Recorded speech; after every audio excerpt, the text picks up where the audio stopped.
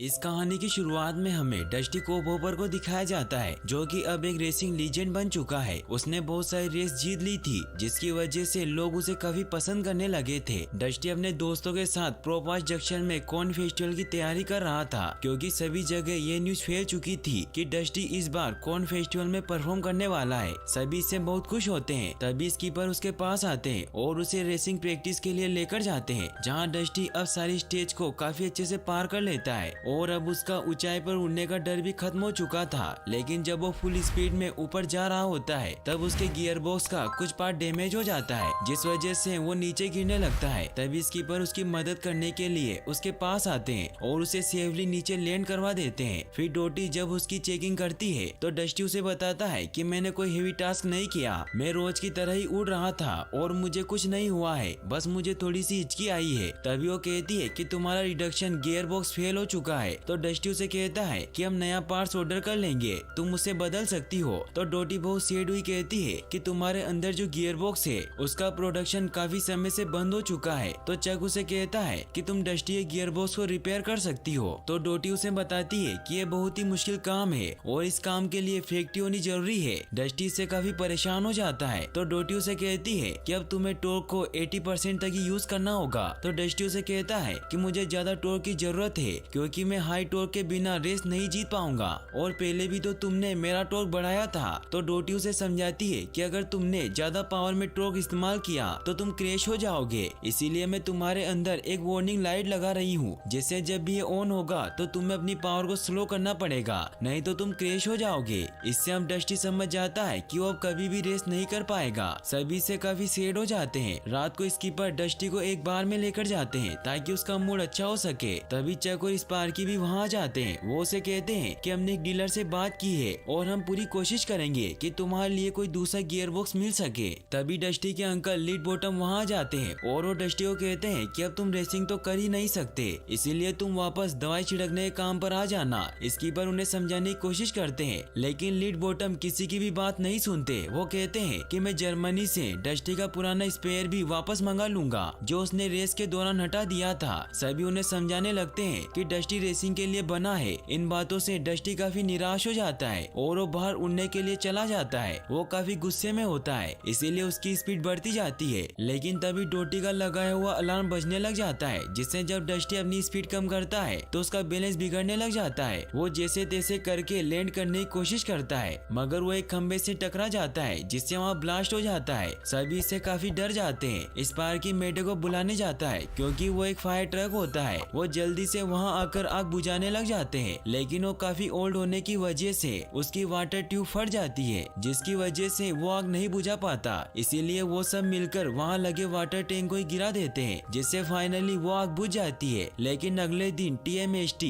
यानी कि transportation management safety team से एक इंस्पेक्टर फायर फाइटर आता है, जिसका नाम राइकर होता है। वो मेडे पर बहुत गुस्सा होता है, क्योंकि उन्होंने पानी का टावर गिरा दिया था। तो डस्टी उसे कहता है कि ये सब मेरी वजह से हुआ है, क्योंकि कल रात में यहाँ टावर से टकरा गया था। तो राइकर मेडे को कहता है कि इससे साफ जाहिर होता है कि तुम अपने इन पुराने इक्विपमेंट की वजह से इमरजेंसी के वक्त आग नहीं बुझा सकते और तुम्हारे पास कोई और दूसरा फायर व्हीकल भी नहीं है। इसीलिए जब तक तुम पूरी तरीके से नए नहीं हो जाते, तब तक पोपाश का ये हवाई अड्डा बंद रहेगा। सभी से काफी परेशान हो जाते हैं, क्योंकि बिना रनवे के कॉर्न फेस्टिवल नहीं मनाया जा सकता। तो स्कीपर उन्हें शांत करते हैं। डोटी सभी को बताती है कि मैं मेडे को पूरी तरीके से एक नए फायर ट्रक में बदल दूंगी, लेकिन इसके लिए हमें मेडे की जगह किसी दूसरे को रखना होगा, जिसकी मदद से प्रोवास जंक्शन फिर से खुल सकता है। सभी को कुछ समझ नहीं आता कि कौन ये काम करना चाहेगा। डस्टी को मेडे के लिए बहुत बुरा लगता है, इसीलिए उनके पास जाता है। मेडे उसे कहते हैं कि मैं बूढ़ा हो चुका हूँ और मुझे लगता है कि मेरे आग बुझाने के दिन खत्म हो गए हैं। तो डस्टी उन्हें कहता है कि ऐसा बिल्कुल नहीं है, अभी भी आपको बहुत कुछ करना है। और फिर वो उन्हें उनके पुराने जीते हुए मेडल के बारे में याद दिलाता है। तभी उसे वहाँ एक फोटो में मेडे के साथ एक पुराने क्रॉप डस्टर की फोटो दिखाई देती है। तो मेडे उसे बताते हैं कि वो सबसे पहला एयर फायर फाइटर है, जो एक दवाई छिड़कू के जैसा ही होता है, लेकिन वो आग बुझाता है। डस्टी को भी ये काम दवाई छिड़कने से काफी अच्छा लगता है, इसीलिए वो मेडे को कहता है कि मैं आपका दूसरा फायर फाइटर बन सकता हूँ, जिससे डोटी आपको ठीक भी कर देगी और मैं एक सर्टिफाइड फायर फाइटर भी बन जाऊंगा और इन सब से प्रोवास जंक्शन भी फिर से खुल जाएगा। मेडे इससे काफी इमोशनल हो जाते हैं। फिर अगले दिन दिन dusty piston pig air attack पर जाने की तैयारी करता है, क्योंकि वही इकलौती जगह होती है जहां फायर फाइटर को ट्रेन एंड सर्टिफाइड किया जाता है। मेडे उसे कहते हैं कि जब तुम वहां पहुंचोगे तो तुम फायर एंड रेस्क्यू के चीफ ब्लेड रेंजर से मिलना, जो ही तुम्हें ट्रेन और सर्टिफाइड करेंगे। फिर वो सभी को गुड बाय कहकर वहाँ से निकल जाता है। डस्टी कुछ ही दिनों के सफर के बाद वहाँ पहुँच जाता है, जहाँ वो देखता है कि वहाँ सभी अपने काम में व्यस्त होते हैं। तभी वहाँ कुछ स्मोक जंपर्स आते हैं। वो उनसे पूछता है कि क्या यही पिस्टन पिग एयर अटैक है, तो वो कहते हैं कि तुम वही हो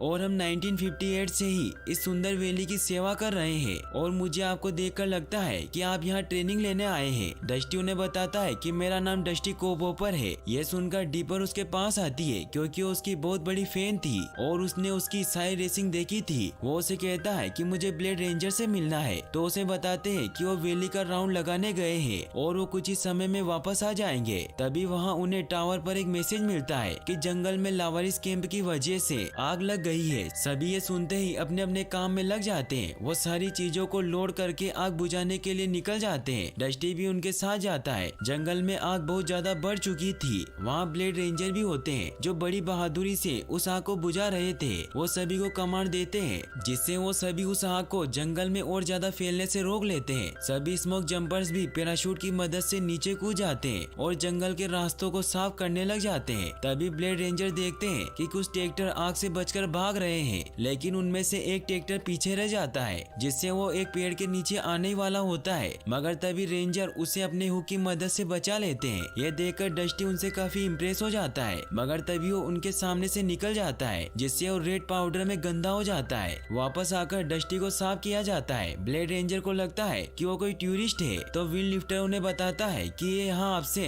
ट्रेनिंग लेने आया है। डस्टी उन्हें बताता है कि मुझे मेडे ने भेजा है, तो उसे ट्रेनिंग देने के लिए मान जाते हैं और वो मारू को डस्टी के लैंडिंग गियर चेंज करने को कहते हैं। मारू उसके लैंडिंग गियर में पोंटूस फिट कर देता है, जिससे अब वो काफी लंबा हो जाता है। इससे वो बहुत खुश होता है। तभी उसे वहाँ पिस्टन पिग एयर अटैक का वॉल ऑफ फेम दिखाई देता है, जो बिल्कुल जोली रेंजर्स की तरह था। डस्टी मारू से पूछता है कि मुझे अपनी तस्वीर यहाँ लगाने के लिए क्या करना होगा, तो मारू बताता है कि इस वॉल ऑफ फेम में उसी की फोटो लगती है जो क्रैश हो जाता है, यानी कि जो अपनी जान जोखिम में डालकर उन लोगों की जान बचाता है जिन्हें वो जानता भी नहीं है। फिर हमें दिखाया जाता है कि अगले दिन ब्लेड डस्टी को ट्रेनिंग देने लगते हैं, जहां वो उसे पानी के ऊपर उड़ना सिखाते हैं ताकि वो ब्रिज को पार करके पोंटूस में पानी भर सके। डस्टी स्पीड में ब्रिज की तरफ पहुंचने लगता है, लेकिन इससे उसका टॉर्क ज्यादा बढ़ जाता है और वो अपनी स्पीड कम कर लेता है। ब्लेड उसे टॉर्क बढ़ाने को कहते हैं, क्योंकि उन्हें नहीं पता था कि डस्टी का गियर बॉक्स खराब है। तो डस्टी वापस लौट आता है, जहाँ वो जंगल में धुआं उड़ता हुआ देखता है, तो रेड फास्फोरेंट पाउडर वहाँ डाल देता है। मगर वहाँ कुछ कारें बॉन्ड फायर कर रही थी, इसलिए ब्लेड उसे ताना मारते हैं कि तुमने उन्हें अच्छी छुट्टी मनाने से बचा लिया।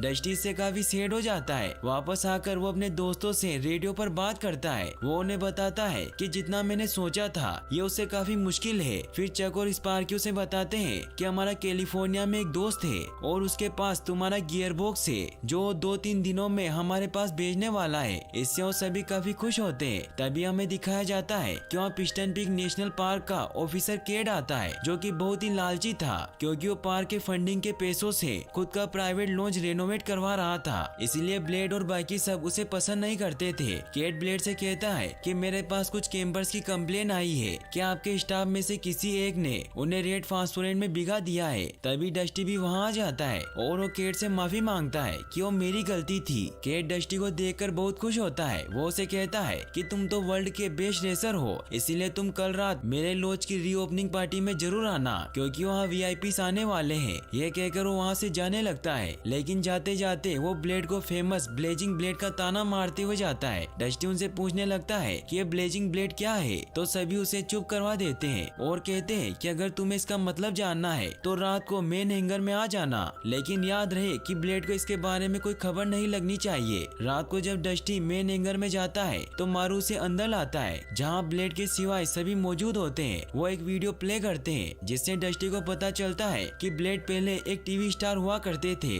जिसमें वो एक पुलिस कॉप का किरदार निभा रहे थे और उनका एक दोस्त भी था जिसका नाम निक लुपिन था। वो साथ में उस टीवी शो में काम किया करते थे, लेकिन डस्टी को अभी भी ये समझ नहीं आ रहा था कि वो इतने बड़े टीवी स्टार थे तो यहाँ क्या कर रहे हैं। तो सभी उसे कहते हैं कि अभी भी एक मिस्ट्री बना हुआ है। फिर हमें दिखाया जाता है कि अगले दिन उन्हें पता चलता है कि क्योंकि जंगल में बहुत सारी जगहों पर आग लगी हुई है, इसीलिए वो सभी मिशन पर जाने की तैयारी करते हैं। लेकिन ब्लेड डस्टी को साथ चलने से मना करते हैं क्योंकि वो अभी तक सर्टिफाइड नहीं हुआ था। लेकिन सभी कहते हैं कि हमें अपनी पूरी टीम की जरूरत है। डस्टी भी उन्हें कहता है कि मुझे भी आपकी मदद करनी है, इसीलिए ब्लेड भी मान जाते हैं। फिर वो सब साथ में मिशन पर निकल जाते हैं जहाँ ब्लेड उन्हें गाइड करते हैं। लेकिन आग बहुत ज्यादा होती है, इसीलिए सभी स्पेस जंपर्स आग में फंस जाते हैं। यह देखकर डस्टी उन्हें बचाने के लिए उनके ऊपर रेड फास्फोरेट डाल देता है, जिससे वो सभी बच जाते हैं। और फाइनली अब वो आग भी बुझ जाती है। वो वापस लौट आते हैं जहाँ डस्टी देखता है कि वीआईपी प्लेन केट की पार्टी में जा रहे हैं। तो डस्टी सभी को कहता है कि हम सबको भी वहाँ जाना चाहिए। रात को वो सभी केट के लॉज की तरफ जाते हैं जहाँ बहुत सारे वीआईपी आए हुए थे। वो लॉज बहुत ही आलीशान और खूबसूरत था क्योंकि केट ने उसे काफी पैसे लगाकर रेनोवेट किया था। डस्टी और उसके दोस्त वहाँ मस्ती करने लगते हैं और रात में वो सभी साथ में बहुत अच्छा टाइम स्पेंड करते हैं। सुबह जब डस्टी की आँख खुलती है तो उसे स्कीपर का कॉल आता है और वो उनसे अपने गियर बॉक्स के बारे में पूछता है। तो चक उसे बताता है कि हमने जिससे बात की थी उस पार्ट का लेबल मिसप्रिंट था, इसीलिए हमें तुम्हारा गियर बॉक्स नहीं मिला। वो सब इससे काफी दुखी हो जाते हैं। तभी वहाँ पार्क में अलार्म बजने लग जाता है और मारू उसके पास आकर उसे बताता है कि केट ने जो इतने सारे वीआईपीज को बुलाया था उनके बॉनफायर की वजह से जंगल के कई हिस्सों में आग लग चुकी है। फिर वो सभी जंगल की तरफ निकल जाते हैं। जंगल में आग काफी बढ़ चुकी होती है, इसीलिए वो सभी दो हिस्सों में हो जाते हैं, जिसमें डस्टी ब्लेड के साथ जाता है जहाँ वो देखते हैं कि लॉज के इलाके के पास भी आग पहुंचने वाली है। इसीलिए ब्लेड मारू से कांटेक्ट करके लॉज को खाली करने की चेतावनी देने को कहते हैं। मारू केट से कांटेक्ट करता है और वो उन सभी को वहाँ से निकल जाने को कहता है, लेकिन केट उसकी बात नहीं सुनता और वो कहता है कि मैं अपने लॉज को किसी भी हाल में खाली नहीं करवाऊंगा। वहीं डस्टी और ब्लेड आग को आगे बढ़ने से रोकने की कोशिश करने लगते हैं, लेकिन उनके पास ज्यादा रेड फास्फोरेट नहीं होता, इसीलिए ब्लेड उससे वापस चलने को कहते हैं। लेकिन डस्टी उसकी नहीं सुनता और कहता है कि हमें अभी ये आग बुझानी होगी। ये कहकर वो अपने पोंटूस को फिर से लोड करने के लिए नदी की तरफ जाता है। ब्लेड उसे काफी समझाते हैं कि अभी पानी का बहाव काफी ज्यादा है, लेकिन डस्टी उनकी नहीं सुनता, जिससे वो पानी में डूबने लग जाता है। ब्लेड उसे पकड़ने की काफी कोशिश करते हैं, लेकिन उनका हुक लकड़ियों में फंस जाता है। वो डस्टी को अपना इंजन फुल स्पीड में ऑन करने को कहते हैं ताकि वो पानी से टेक ऑफ कर सके, लेकिन डस्टी ऐसा नहीं कर पाता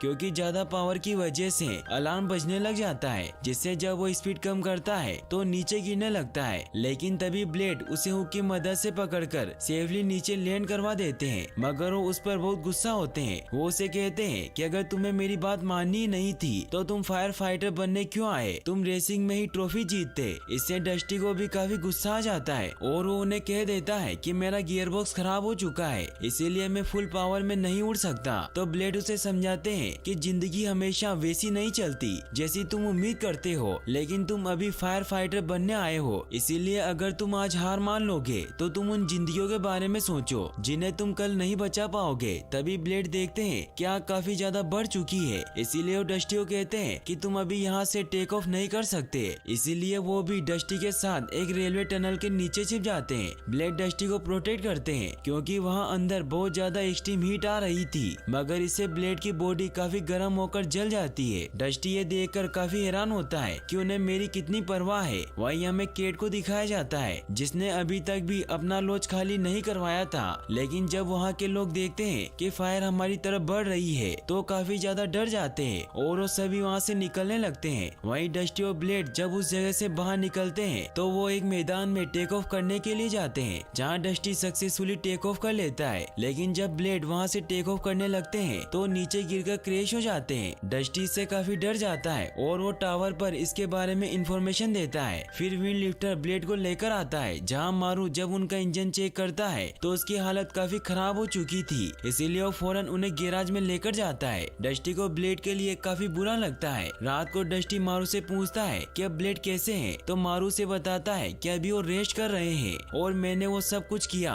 जो मैं कर सकता था। तो डस्टी कहता है कि सब मेरी वजह से हुआ है क्योंकि उन्हें मुझे वहीं छोड़ देना चाहिए था। तो मारू से समझाता है कि इसमें तुम्हारा कोई दोष नहीं है, वो हमेशा ही लोगों की मदद करते हैं। जब से उनका बेस्ट फ्रेंड निक मारा गया तो डस्टी उससे पूछता है कि उसके साथ क्या हुआ था। तो मारू उसे गैराज में लेकर जाता है जहाँ उसे बताता है कि वो रोज की तरह सेट पर अपना काम कर रहे थे, मगर तभी निक की स्टंट करते वक्त मौत हो गई और ब्लेड अपने बेस्ट फ्रेंड को नहीं बचा पाए। ब्लेड को अब लगा कि उनकी जिंदगी जिंदगी खत्म हो चुकी है, लेकिन उन्होंने हार नहीं मानी और वो ट्रेनिंग लेकर एक फायर फाइटर बन गए, जिससे अब वो असलियत में लोगों की जान बचाते हैं और इसी वजह से उन्होंने तुम्हारी जान बचाई। वहीं हमें दिखाया जाता है कि केड अपने लॉज को आग से बचाने के लिए पिस्टन पीक नेशनल पार्क का वाल लॉज की तरफ खोल देता है, जिससे उसके लॉज के ऊपर स्प्रे चलने लग जाते हैं। सभी लोग धीरे धीरे जंगल से निकल रहे होते हैं और वहाँ पुलास्की और जेमर भी सभी लोगों की मदद कर रहे होते हैं। तभी आग ज्यादा बढ़ने की वजह से रास्ता बंद हो जाता है। पुलास्की आग बुझाने की कोशिश करता है, लेकिन तभी उसका वाल टूट जाता है। सभी से काफी परेशान हो जाते हैं क्योंकि यहाँ से निकलने का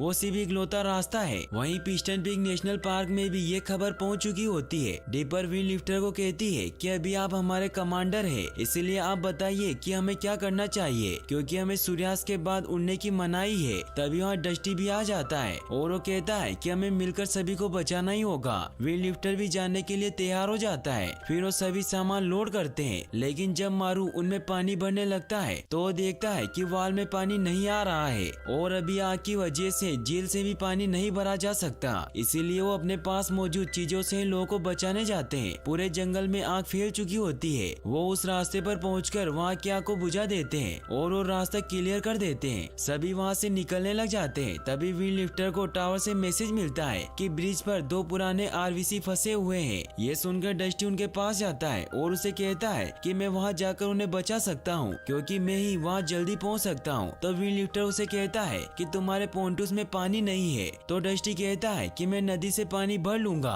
तो विंड लिफ्टर उसे परमिशन दे देता है। डस्टी अपनी येलो स्पीड में उस तरफ निकल जाता है जहाँ वो ब्रिज पर उन दोनों को फंसा हुआ देखता है। वो नदी से अपने पोंटूस में पानी भरने की कोशिश करता है, लेकिन हर जगह जले हुए पेड़ पड़े होते हैं, इससे वो हर बार इधर उधर टकरा जाता है। वहीं वो ब्रिज भी टूटने लगता है, जिससे वो दोनों आरवीसी वहाँ लटक जाते हैं। डस्टी को उन्हें बचाने का कोई रास्ता नजर नहीं आता। तभी वहाँ ब्लेड आ जाता है। वो अपने हुक की मदद से उन दोनों गिरने से बचा लेता है, लेकिन अभी भी वो लटके हुए होते हैं। डस्टी भी अब उन्हें बचाने के लिए अपनी फुल स्पीड में उस झरने की तरफ जाता है और अपने पोंटूस में पानी को लोड कर लेता है। फिर नीचे आकर वो उस ब्रिज की आग को बुझा देता है, जिससे वो दोनों आरवीसी ब्रिज गिरने से पहले वहाँ से निकल जाते हैं। ब्लेड भी डस्टी के काम से बहुत खुश होते हैं, लेकिन तभी डस्टी का इंजन ब्लास्ट कर जाता है, जिससे वो नीचे क्रैश हो जाता है। वहीं फिर हमें दिखाया जाता है कि अब जंगल की आग बुझ चुकी है और विंड लिफ्टर डस्टी को लोड करके वापस लाता है, क्योंकि क्रैश होने की वजह से